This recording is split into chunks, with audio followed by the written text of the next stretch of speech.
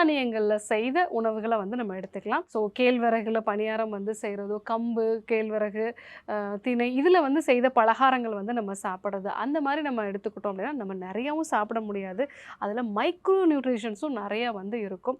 So கேழ்வரகுனால செய்த ஒரு களியோ இல்லை கேழ்வரகு சத்து மாவு கஞ்சி மாதிரி வந்து எடுத்துக்கிறது, அதே மாதிரி திணையை வந்து லட்டு மாதிரி செஞ்சு வந்து எடுத்துக்கிறது, இந்த மாதிரி எடுத்துக்கிட்டோம் அப்படின்னா ஸோ அதில் கிளைசிமிக் இண்டெக்ஸும் கம்மி, அதே மாதிரி நல்ல ஊட்டச்சத்துக்களும் இருக்கிறதுனால உங்களுக்கு ரொம்பவே பயனுள்ளதாக வந்திருக்கும். நோய் நாடி நோய் முதல் நாடி அது தணிக்கும் வாய்நாடி வாய்ப்பச் செயல்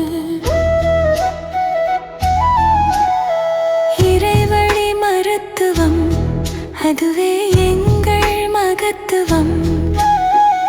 இறைவழி மருத்துவம் அதுவே எங்கள் மகத்துவம். அழகு தரும் மூலிகைகள், ஆரோக்கியம் தரும் மருத்துவர்கள். டாக்டர் ஸ்ரீவர்மாஸ். அழகும் ஆரோக்கியமும்.